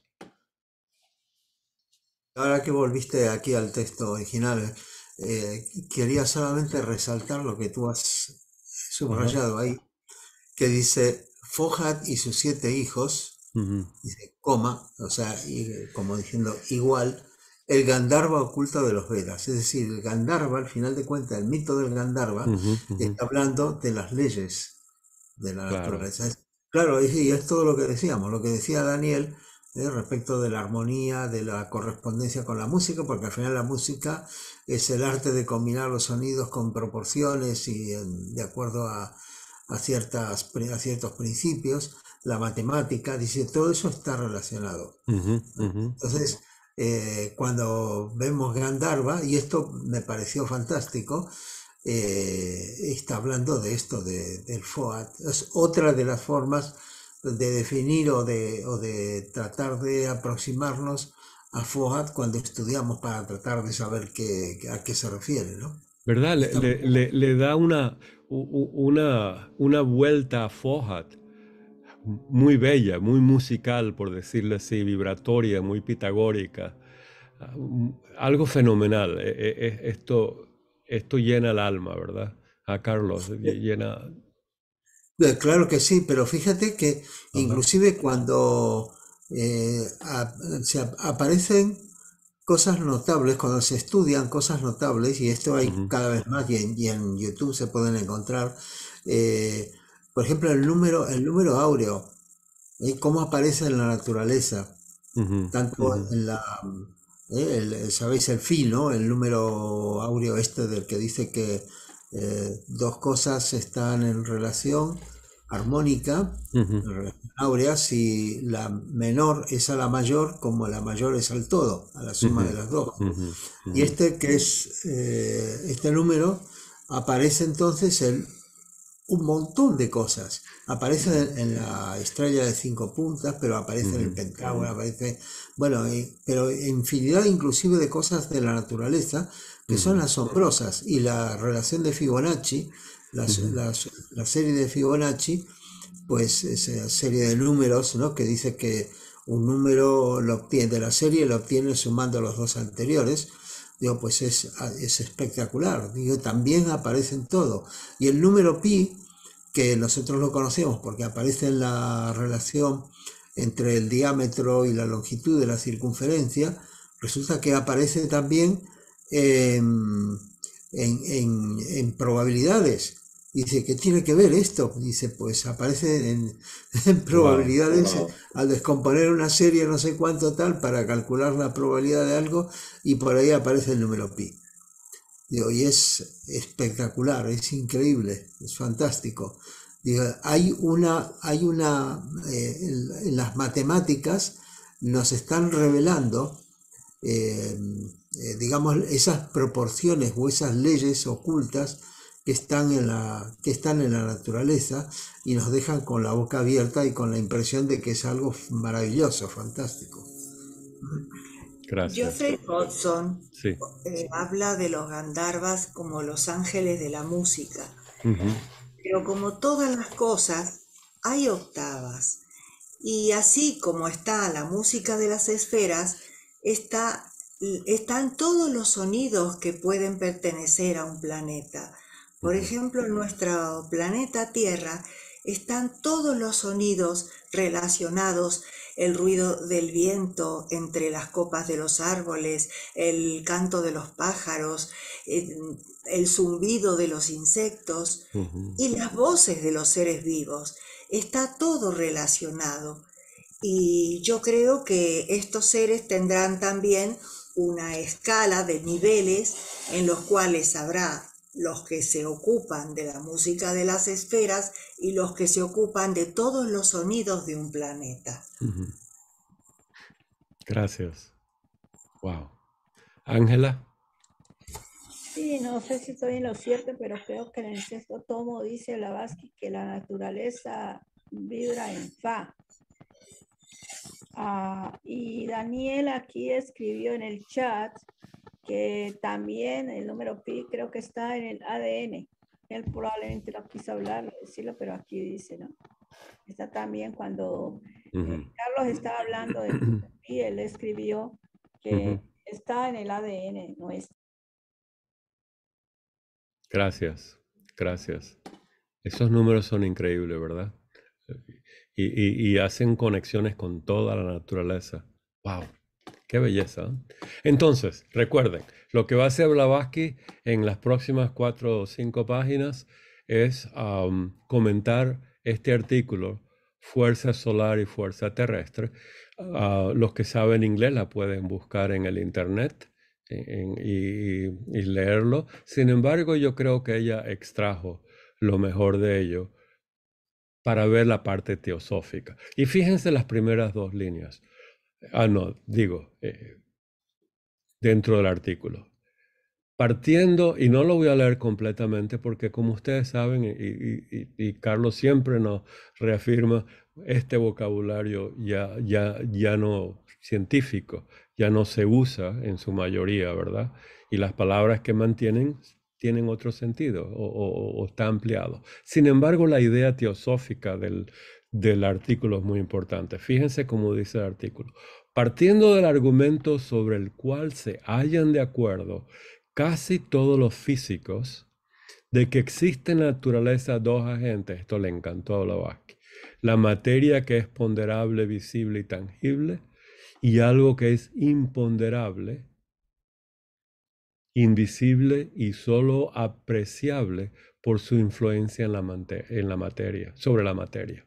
Fíjense bien, cuando uno estudia teosofía, y en el proemio nos dice que Fohat es aquello que une el espíritu y la materia y lo informa. La palabra espíritu ahí significa muchas cosas, ¿verdad? Porque nos está diciendo que cuando los Dianchohan, anteriormente nos dice, cuando los Dianchohan, contemplando las ideas preexistentes en el plano Mahat de la naturaleza, en el alma del universo, ¿verdad? Las vivifican. Esto es el comienzo del Manvantara en el proemio, ¿verdad? Nos dice Blavatsky. Los 7 Dianchohan, o en el Timeo de Platón, el demiurgo, el arquitecto del universo, contemplando las ideas en su mente divina, la ideación cósmica, ¿verdad? Para nosotros. Esas ideas se nutren por ese pensamiento divino que es fohático en su naturaleza, porque el resultante es Fohat. Y es el puente entre el cielo y la tierra, espíritu, materia, las ideas y el universo. ¿Lo ven? Algo así nos dice la doctrina secreta con otras palabras. Entonces vemos que Mula Prakriti y Parabrahman son 2 aspectos, como nos dice la doctrina secreta, de ese principio eterno, omnipresente, omniabarcante, oculto para nosotros, misterioso, pero siempre presente y eterno. Pero se puede ver como 2 aspectos, Parabrahman y Mula Prakriti. Al pasar el tiempo, cuando comienza la manifestación, Parabrahman y Mula Prakriti ya aparecen manifestados. Primero como padre-madre, y después como ese agente, como dice aquí, imponderable y activo, que él llama calórico, por darle un nombre, ¿verdad? Pero imponderable e invisible, solo se puede ver por su influencia en la materia. Esas son palabras que están en la doctrina secreta. Solo se puede ver el misterio por lo que ocurre en nosotros. Ver un ser humano, ver un animal, ver un vegetal, ver una piedra, ver a células, átomos, sistemas solares, es ver la grandeza de ese esquema, ¿verdad? Algo bellísimo. ¿Lo ven? ¿Ven la teosofía en eso? Recuerden que el otro aspecto de ese binés o esa seidad o de ese principio 1 es la duración, el movimiento y el espacio, que son abstractos, ¿verdad? Y absolutos. Absoluto, abstracto, en español, ¿verdad? ¿Lo ven? Nos dice aquí entonces, y fíjense que Blavatsky nos pone recuerden, cuando ella comenta en itálico, ella nos usa palabras que a ella le interesan, ¿verdad? Una sustancia material que emana del Sol a través del espacio. Y aquí hay un tema que ella va a tratar teosófico sobre lo que está diciendo. Dice, no solo a través del espacio, fíjense que qué interesante está esto, sino llenando cada punto de nuestro sistema solar. Ella quiere aclarar lo que dice el artículo, porque Él es el residuo físico, por decirlo así, del éter. Esto es muy difícil de comprender. Recuerden que nadie sabe lo que es éter, porque ella no lo explicó muy bien, lo explicó para el alma humana. Su envoltura en nuestro plano, teniendo el éter que llenar otros objetos cósmicos y terrestres, además de ser el agente para la transmisión de la luz. Para entender lo que es éter, hay que contemplar exactamente esto, ilustrarlo y traer otras ideas sobre el éter que ella nos dio en otros sitios, inclusive en este tema de ciencia y teosofía contrastada. Él es el fluido astral o luz de los cabalistas y de los 7 rayos del Sol Vishnu que nos habló al final de la sección anterior. Fíjense bien, así uno compara y contrasta. Uno puede ir a los cabalistas, a los alquimistas, como Paracelsos, etc., y entender cómo ellos explican el fluido astral, cómo ellos explican el or, la luz de los cabalistas, ¿verdad? En los 7 planos de ellos, o en los 10 sefirot, etc., y de los 7 rayos del Sol Vishnu. Aquí uno puede comparar y contrastar teosóficamente. No se les olvide usar la palabra teosóficamente, que es la idea de comparar y contrastar, de lo que buscamos en la doctrina secreta. ¿Está bien? Así está estudiando ella el artículo y lo va a tratar, recuerden, lo va a tratar de esta manera, va a buscar en las palabras que le causa una emoción teosófica, por decirlo así. Carlos.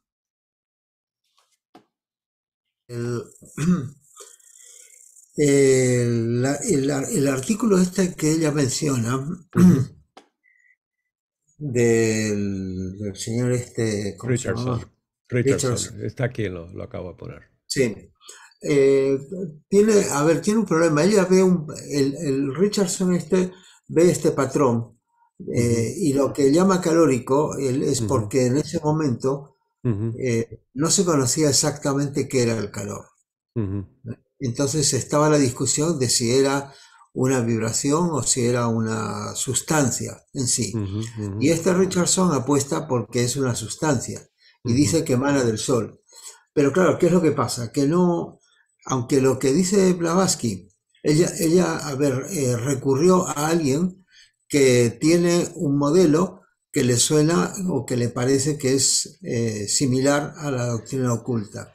Pero realmente Richardson estaba equivocado. Si en ese momento no se tenía, o sea, se conocían en 1800 los rayos infrarrojos, la radiación infrarroja, que fue Herschel, el astrónomo Herschel, que lo descubrió al poner un prisma y querer medir la temperatura con un termómetro, poniendo un termómetro en cada color y querer medir la temperatura, y luego vio que el rojo estaba más caliente y luego siguió a donde no había color y vio que el termómetro se calentaba más todavía.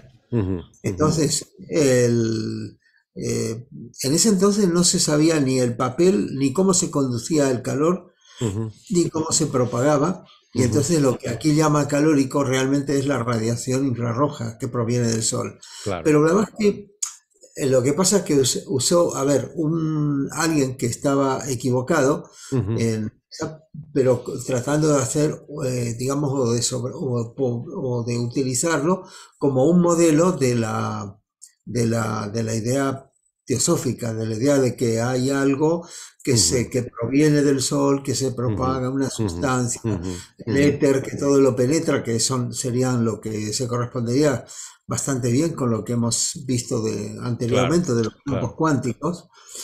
Y en fin, que yo veo que aquí, a mí lo que me pareció más interesante de todo este capítulo y de las citas estas son los pies de página. Claro, y eso es lo que vamos a estudiar, ¿verdad?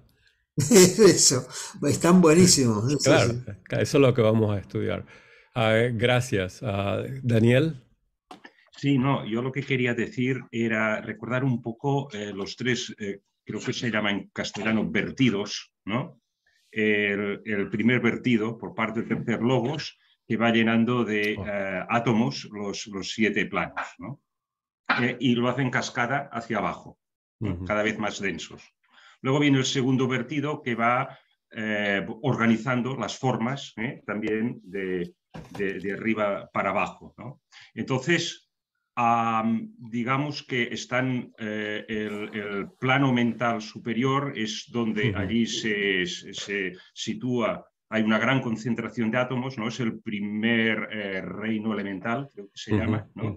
Que prepara ya el terreno para el cuerpo causal del hombre cuando en el tercer vertido haya la individualización. Luego viene el segundo reino mental, que es el mental el bajo, ¿no? Y luego viene el tercer reino, que es el camásico, ¿no? Y entonces, cuando se van haciendo las formas, van descendiendo y recorriendo estos 3 reinos de elementales y luego pasa por el etéreo. Si el etéreo lo entendemos como, digamos, a partir del cuarto subnivel de la materia física, que es cuarto, quinto, sexto, séptimo, ¿no? Y entonces allí ya hay una preforma, ¿no? Y entonces esas mónadas, ese fuad que están trabajando y esas jerarquías que están trabajando, pues allí ya crean los prototipos de los primeros minerales, ¿no? Utilizan las fuerzas de atracción y repulsión que se han creado en la materia sólida, los enlaces iónicos, y entonces empiezan a crear pues los cristales, o sea, la materia cristalina y la materia amorfa, ¿no? Vale, y ahí empieza toda la creación, ¿no? Entonces, entonces, en el plano etéreo, digamos que se ponen 7 prototipos de materia cristalina, ¿no? La organización, que son, curiosamente, los sistemas cristalinos son 7, otra vez sale el número 7, ¿no? Y esos son los prototipos luego de todos esos cristales preciosos que podemos admirar en los cuellos y en los dedos y en las muñecas de tanta gente, ¿no? Que tiene el dinero para comprárselo, claro. Y entonces, esta para mí es la importancia que tiene este plano etéreo, que son como un poco los prototipos de lo que luego se va a materializar en los 3 planos más groseros de la materia. Sí, sí. Eso lo quería compartir. Gracias. Y me llamó la atención esos 3 y los 2 que está hablando Blavatsky aquí, los 2 agentes. Les voy a leer en la doctrina la estancia 3, número 10, que es una de las que más me gusta, ¿verdad? Donde habla del padre, madre y de su abad, ¿verdad? Entonces, se los voy a leer de esta manera como dice aquí, ¿verdad? En la naturaleza ocurre lo siguiente. El padre-madre, que es un agente de la naturaleza, teje una tela cuyo extremo superior está unido al espíritu, la luz de la oscuridad única, y el inferior a la materia. Su extremidad de sombras. Esta tela es el universo tejido por las 2 sustancias, que es espíritu y materia, hechas en una por el otro agente, que es su abad. Fíjense qué interesante. Esto es teosofía. Así tenemos que ver la teosofía en las cosas. Cuando leemos la doctrina secreta, tenemos que mantener no las palabras, sino las ideas, los principios detrás de ellas, para poder verlas en todo lo que leemos. ¿Lo ven?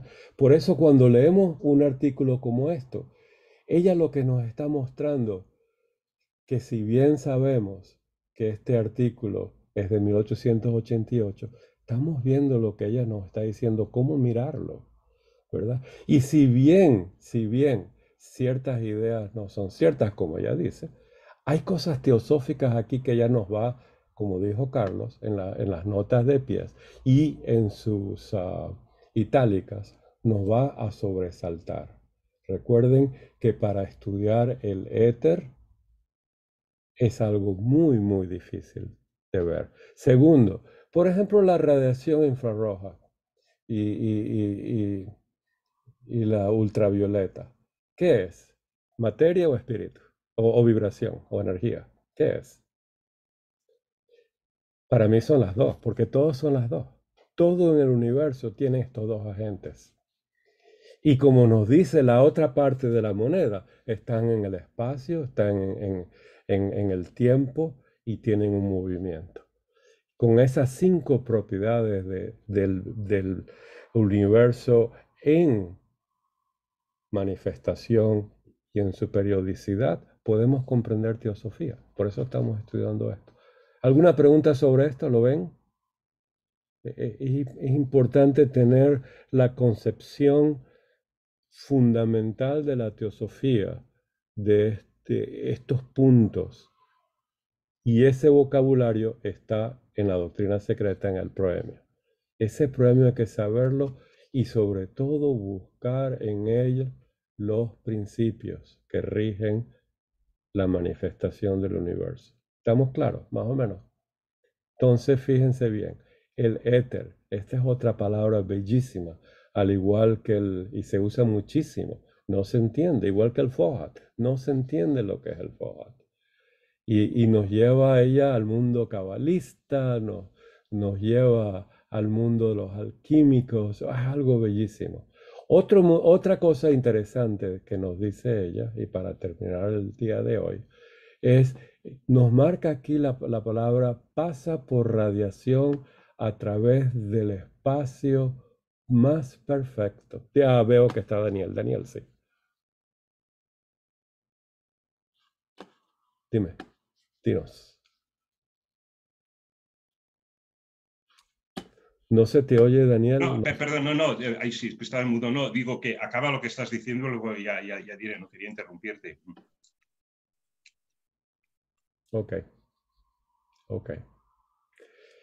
En esta parte, en este párrafo, nos va a mandar Blavatsky a su, ¿cómo le llaman a este símbolo? ¿Daga? Yo le digo daga en inglés, dagger, pero bueno. Nos manda aquí a entender. Y dice, ¿y cómo podría ello ser de otro modo? Aquí nos va a dar una idea teosófica. La materia grosera ponderable es el cuerpo, la concha de la materia o sustancia. El principio femenino pasivo. ¿Lo ven? ¿Ven ese principio operando? Y esta fuerza fojática es el segundo principio, prana. Ahora pone foja como prana. ¿Lo ven? Lo pone foja como prana. ¿Están viendo eso? El masculino y el activo. Está hablando de que cuando alguien tiene una visión y esa visión tiene una dualidad en ella, estamos hablando en el universo manifestado y estamos hablando de espíritu materia, estamos hablando de Parabrahma Mula Prakriti. Cómo la visión se traduce en palabras y científicamente en teorías, místicamente en búsqueda de la unión de la materia con el espíritu, filosóficamente con una filosofía que nos va a llevar a las virtudes para la preservación y el autoconocimiento y la iluminación. Eso es otro problema. De ahí que el ser humano tiene la capacidad universal de ver las cosas con su ojo del alma. Y todas las tenemos. El problema está que el vocabulario y la manera de expresarlo poco a poco va cambiando con el tiempo. Pero como nos dijo Ángel al principio, pero la teosofía no. La sabiduría no. La sabiduría divina no cambia con el tiempo. Lo que cambia es la manera de expresarla. Vamos a ver esto con cierto detalle y aquí vamos a terminar. Fíjense bien, la materia grosera, que es la parte fenomenal de Mula Prakriti. Recuerden, Mula Prakriti es esencialmente eterna. Una con Parabrahman y las dos son dos aspectos de esa seidad, de eso que llamamos absoluto. ¿Estamos de acuerdo? Si no, podemos regresar al proemio, pero oigan las primeras reuniones de esto. Ahí hablamos bastante de esto.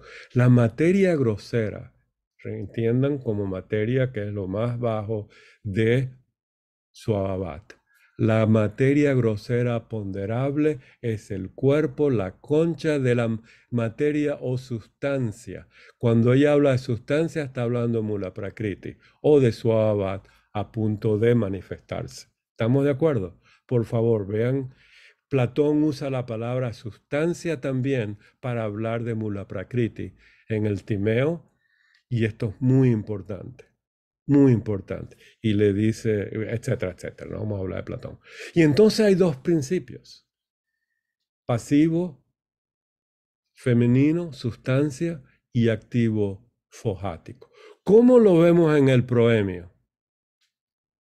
Con esto terminamos y le doy la palabra para que tengan la última palabra a Daniel. ¿Cómo lo vemos en el proemio? Cuando los Dianchohan, masculino, activo, fojático, contemplan las ideas preexistentes que son substancial, son eternas, tienen el plan divino en ellas si se manifiestan, ¿lo ven? ¿Qué ocurre? Aparece se manifiesta el universo. ¿Estamos de acuerdo? ¿Lo ven? Entonces tenemos esos dos principios actuando. Dianchohan, y esto es una concepción mística, los Dianchohan contemplan las ideas, Fojad aparece. ¿Lo ven? Vamos a ver, para terminar, creo que tengo aquí las cartas de los maestros, donde nos habla de este Fojad de otra manera. Fíjense bien. En la carta 13, pregunta número 3 en las cartas de los maestros, nos da otra idea muy interesante de esto. Nos habla de cómo los principios en el ser humano, al momento de la muerte, van a su fuente. Fíjense que Fojat está unido al principio pránico en la doctrina. Cuando dice lo siguiente, el maestro, este es Moria, el cuerpo del hombre está unido y permanece para siempre en el cuerpo de su planeta. Aquí tiene un asterisco que no lo tienen ustedes, a menos que sea un astronauta que muere en Marte. Entonces, eso vamos a actualizarlo, ¿ah, Carlos? ¿Qué pasa con un astronauta si se nos muere en Marte? ¿Sigue con el planeta Tierra? Eso es una linda discusión teosófica. Segundo, su principio vital individual, Jivan Atma, ¿verdad? Aquello que en la fisiología se llama tendencias animales retorna después de la muerte a su origen, Fojat. Prana retorna Fojat, con un vocabulario más moderno, teosófico. Su Linga Sharira astral, ¿verdad? Quedará absorbido en el Akasha. Qué interesante está esto. Otra idea de lo que es el Akasha. Su Kamarupa, el cuarto principio, y busquen estos principios en la clave de la teosofía, se mezclará de nuevo con el Shakti universal, la fuerza de voluntad o energía universal. Qué interesante está esto, ¿verdad? Esa es la fuerza que impulsa la evolución, el impulso monádico, ese Big Bang, la inercia inicial, como habían dicho aquí hace un tiempo.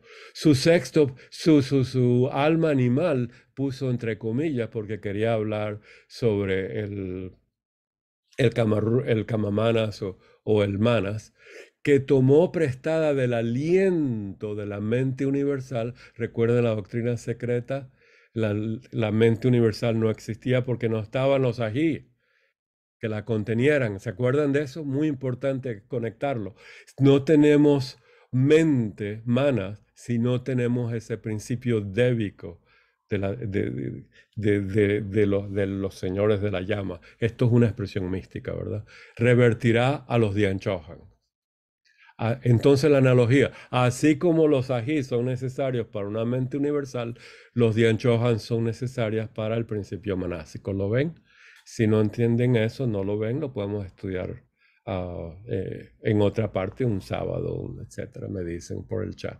Su sexto principio, que es Buddhi, ya sea atraído o rechazado por la matriz del gran principio pasivo, que lo habíamos visto, que es la sustancia, ¿se acuerda? Mula Prakriti, debe permanecer en su propia esfera.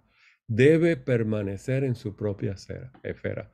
Ya sea como parte de la materia bruta, sea como una entidad individualizada para renacer en un mundo superior de las causas. Mundo superior de las causas.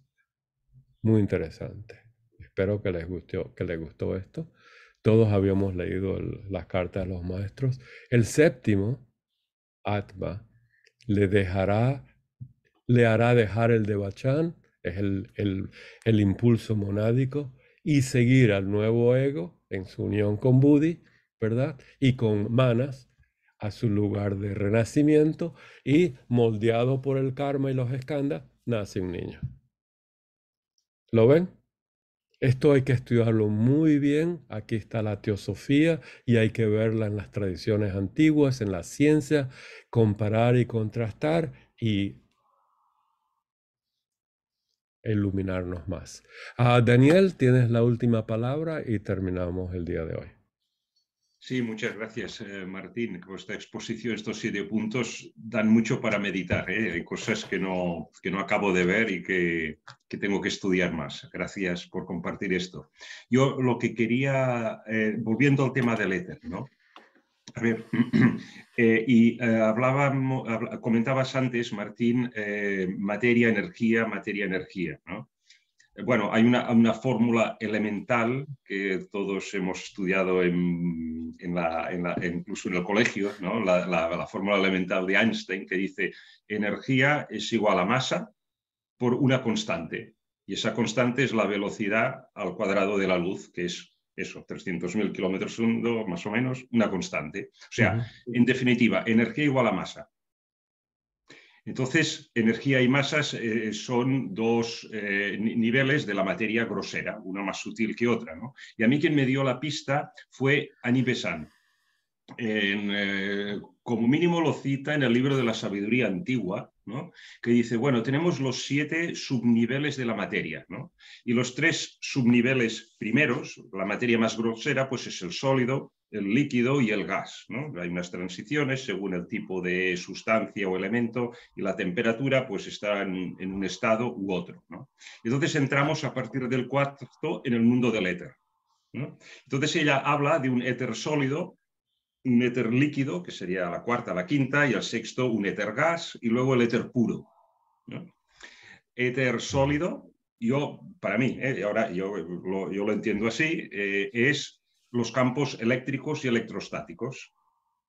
El siguiente, el éter líquido, sería pues, los campos magnéticos, y sabemos que el éter quinto y éter sexto, campos electromagnéticos, son una manifestación acoplada que va junta, ¿no?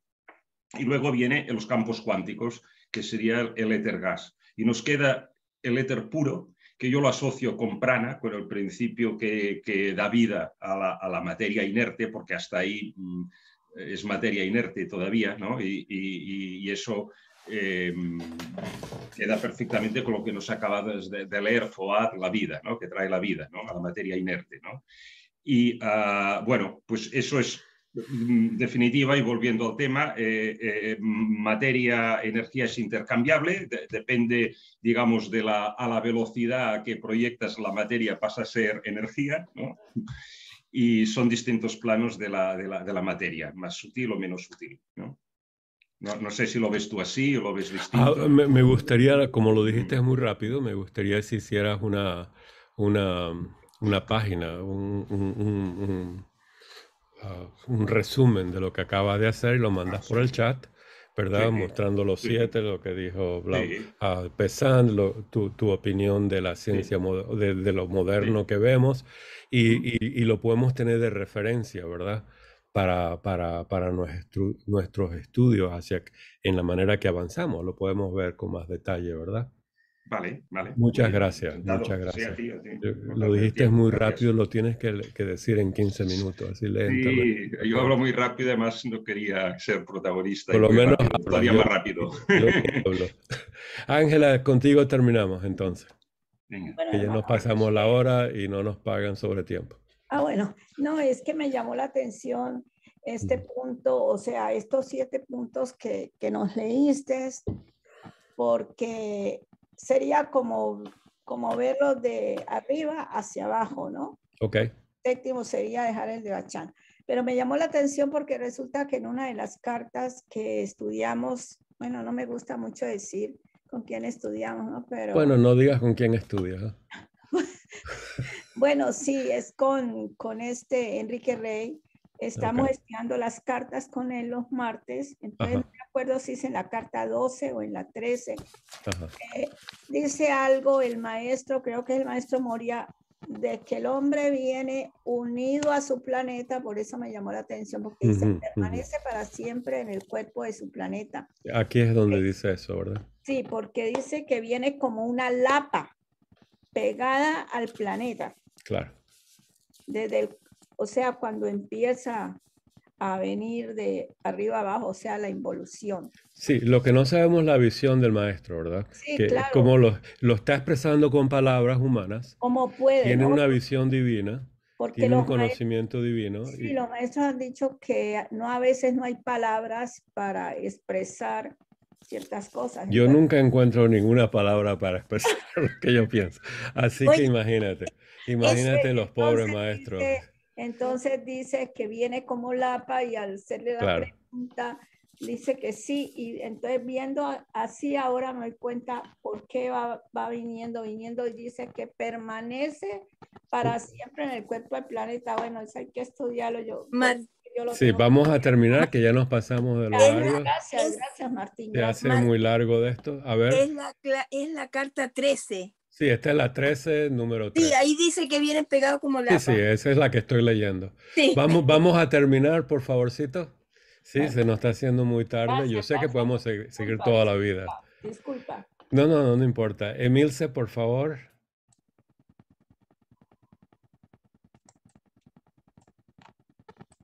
Bueno, tienes que quitarle el mute, Emilce, para hacerlo oficial, hermana. Tenemos que oír el sonido de la Gandharva.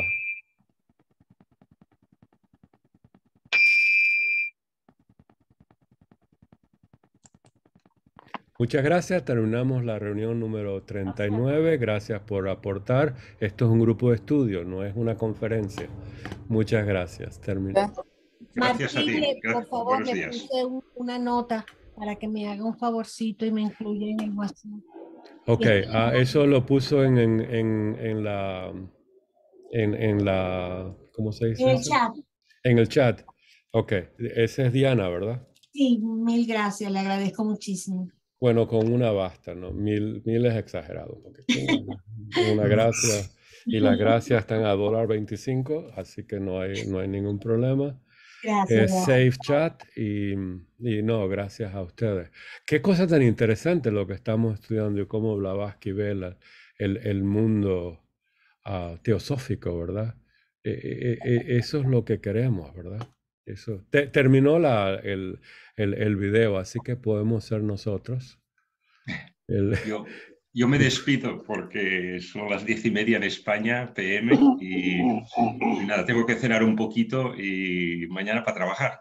Gracias por todo, Martín. Un abrazo. ¿Tú no estás retirado, jubilado como yo? No, todavía tengo un año más. Oh, sí, qué lindo. Un poquito más, soy más joven que tú. Qué lindo. Recuerda Martín, que... todavía estás grabando y tienes la cámara apagada. Oh, my God.